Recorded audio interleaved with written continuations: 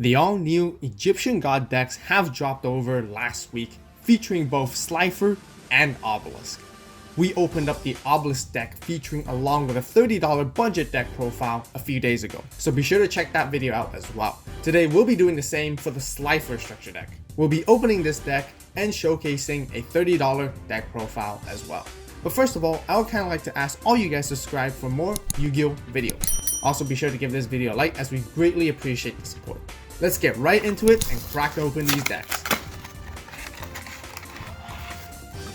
As usual, we have our paper playmat right here, which is exactly the same as the Obelisk deck.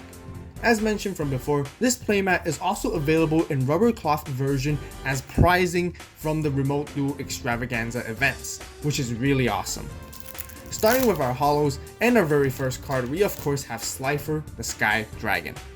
As we all know by now, a god card will require 3 monsters to tribute summon it. Slifer gains 1000 attack and defense for each card you have in your hand.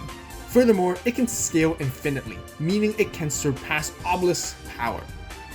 Its secondary effect basically makes any monster your opponent summons in attack position lose 2000 attack. And if that monster's attack goes down to 0 from this effect, it is immediately destroyed. I personally really like this effect as it's very unique to Slifer and very troublesome for our opponents to face against. Our next card is the brand new Soul Crossing. Soul Crossing was also included in the Obelisk deck as well. This card is perfect in what we need as it allows you to tribute your opponent's monsters for summoning your god cards instead of your own. As a matter of fact, this card is a quick play spell, where you could even activate it and summon your god card during your opponent's turn, which potentially disrupts their plays. Next we have Thunder Force Attack, which is a new spell card that is dedicated for Slifer. Also a quick play spell, it requires you having Slifer on your side of the field to activate. This card destroys all your opponent's face-up monsters, and then if you activated this card during your main phase, draw cards equal to the amount of destroyed and sent to the graveyard. Man, that sounds quite insane if you do pull that off. Then we have Millennium Seeker, which can be special summoned from your hand if you take 1000 or more damage, whether by battle or effect. It has quite a confusing effect as I was reading it, but to break it down for you guys and clear it out for all, during the main phase, you can target an opponent's monster in the graveyard. They can then choose a monster from their deck, and if they decide not to choose a monster at all, you can special summon that targeted monster in the graveyard to your side of the field. If they do choose a monster from their deck, but has a lower attack than the one being targeted in the graveyard, the exact same result happens. You get to special summon that target. Afterwards, they will then have to shuffle that lower attack monster back into their deck. If the monster they chose has a higher attack, and as a result, you don't get to special summon, meaning that you gain nothing out of it. Hope that makes it clear for you all. Next we have a continuous trap, which is Ultimate Divine Beast.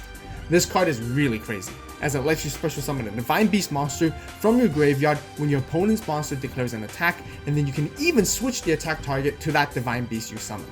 During the end phase, you can also destroy all face-up cards your opponent controls that activated their effects on the field this turn.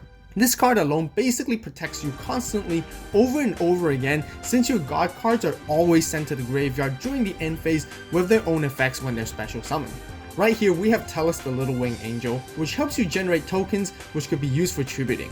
And then we have Reactor Slime in super rare reprint, which is also a very good token generator for tribute summoning our god cards.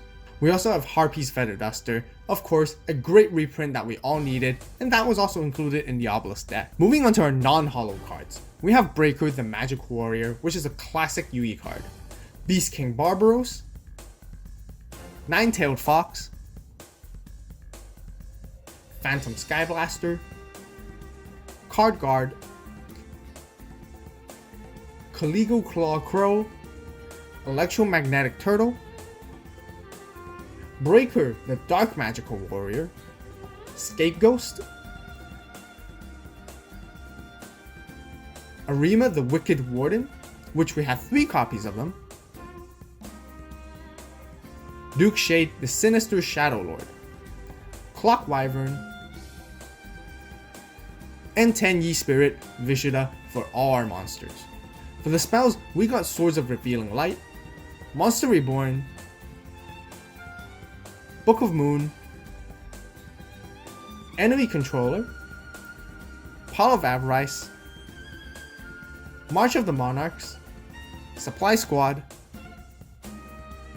Card Advance, the True Name, One-Time Passcode, Layer of Darkness, and Draw of Fate to round off. For the traps, there is Mirror Force, Reckless Greed, Metal Reflect Slime, the Golden Apples, and last but not least, back to the front, which sums up for the opening. Just before we continue, be sure to let me know in the comment section down below on which Egyptian god deck you guys prefer. Would it be the Obelisk one or the Slifer one? Definitely looking forward to knowing all your personal favorites. Since we still have 2 of these decks left, let's quickly open them up, sort the cards, and begin building our $30 budget deck.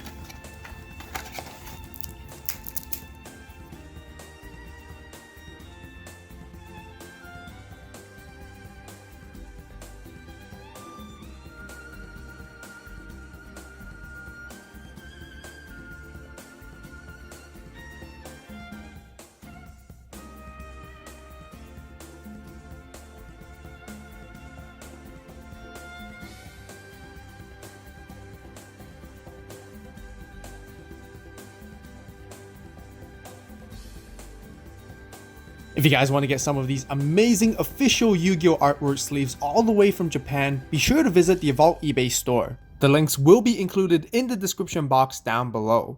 For today's deck profile, we'll be using the Link Vrains version 1 red sleeves to match our red color theme for Slifer. Now for the deck profile. For the monsters, we'll be running 3 copies of Slifer the Sky Dragon, which is obviously our boss monster and the key to winning games. We want to bring this out as soon as possible so we could make it extremely troublesome for our opponent to summon monsters that have 2,000 or less attack. There are many occasions that our opponents were simply not able to play because of this.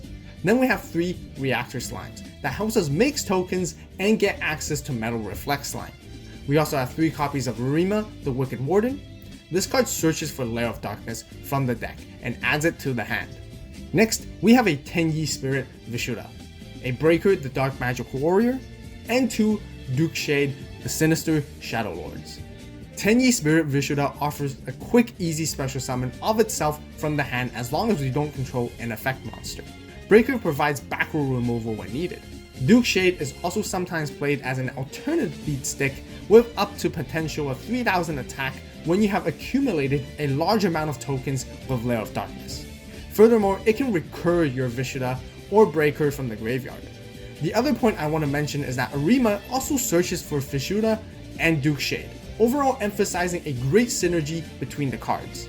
Right here, we have 3 Scapegoats, which I think is a very good card as it gives you any number of tokens that you want when flipped. Last but not least, to round off our monsters, we have 2 Beast King Barbarossas. We can simply normal summon it and have it become a 1900 beat stick, or tribute 3 monsters to wipe out the opponent's field entirely.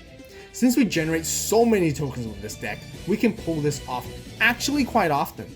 Moving on to our spells, we definitely need to play 3 copies of Soul Crossings. As mentioned from before, this card is extremely good. Optimally, we'll always want to tribute all 3 of monsters from our opponent's board, not only to disrupt their plays, but also potentially breaking their board to gain advantage overall. We then play 2 Thunder Force attacks, which helps us maintain our leads and advantages once we have Slifer out.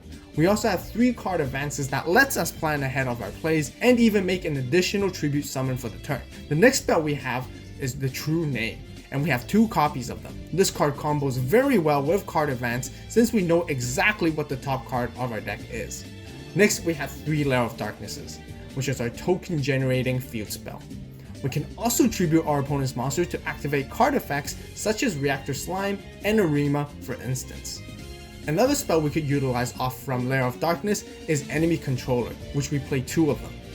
To round off our spells, we have a Monster Reborn and a Harpy's Feather Duster for staples. For traps, we play 2 Ultimate Divine Beasts, which lets us pop off once we have Slifer in the graveyard.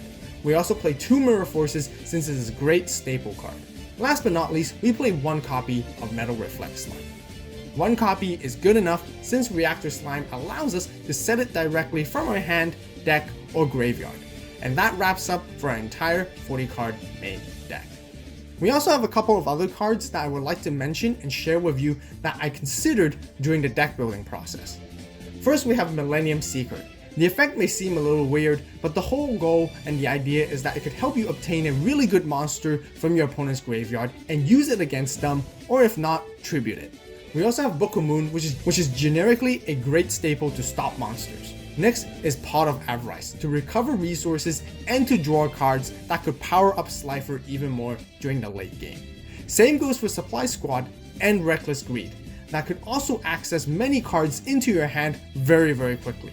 And lastly, we have the Back to the Front for Monster Revival. Just a friendly reminder to you all, please use my deck profile as personal reference to your own creations, as this build has worked out for me the most. If you guys have any suggestions or recommendations, be sure to share them in the comment section down below.